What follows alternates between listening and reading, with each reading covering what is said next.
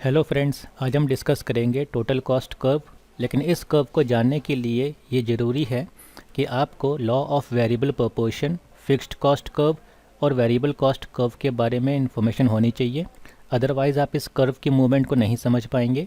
तो आप में से जिन लोगों को ये टॉपिक्स क्लियर नहीं हैं, उनके लिए मैंने डिस्क्रिप्शन में लिंक प्रोवाइड किया हुआ है, जिससे आप इन टॉपिक्स को क्लियर कर सकते हैं।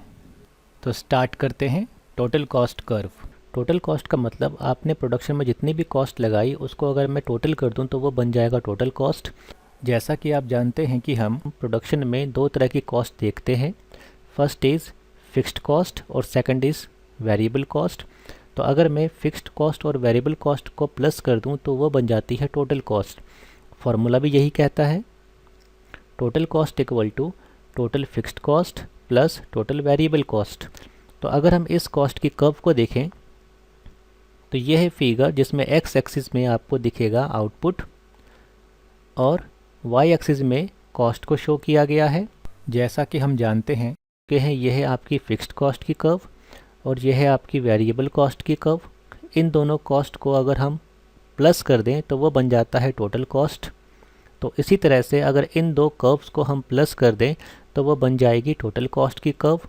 तो हम देखते हैं, स्टार्टिंग में जब आपका आउटपुट ज़ीरो होता है तो आपकी वेरिएबल कॉस्ट भी ज़ीरो होती है। लेकिन हम ये जानते हैं कि आउटपुट चाहे ज़ीरो ही क्यों ना हो, लेकिन आपको प्रोडक्शन शुरू करने से पहले ही खर्चा करना पड़ता है लैंड, बिल्डिंग, मशीन या टूल्स के ऊपर प्रोडक्शन के सेटअप के लिए। इसलिए आपकी फ़िक्स्ड कॉस्ट यहाँ से शुरू ना होकर ऊपर से शुरू होती है, क्योंकि चाहे प्रोडक्शन ज़ीरो ही क्यों ना हो लेकिन आपने तो इन फैक्टर्स के ऊपर खर्चा कर दिया। तो प्रोडक्शन के ज़ीरो होने पर भी आपने इतना खर्चा तो कर दिया, इसलिए टोटल कॉस्ट की कर्व यहाँ से शुरू होगी। लेकिन हम ये पहले ही जानते हैं कि फ़िक्स्ड कॉस्ट स्टैटिक होती है, प्रोडक्शन के घटने या बढ़ने पर उसके ऊपर असर नहीं होता।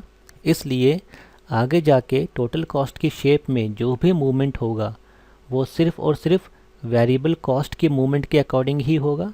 तो अगर आप इस फिगर में देखेंगे, ये है आपकी वेरिएबल कॉस्ट और सेम शेप में आपको दिखेगी टोटल कॉस्ट। बस फ़र्क ये होगा कि वेरिएबल कॉस्ट ज़ीरो से शुरू होती है लेकिन टोटल कॉस्ट थोड़ा ऊपर से शुरू होती है, क्योंकि इसमें यहाँ पर टोटल फिक्स्ड कॉस्ट भी ऐड है। इसे कहते हैं टोटल कॉस्ट की curve. Thank you so much.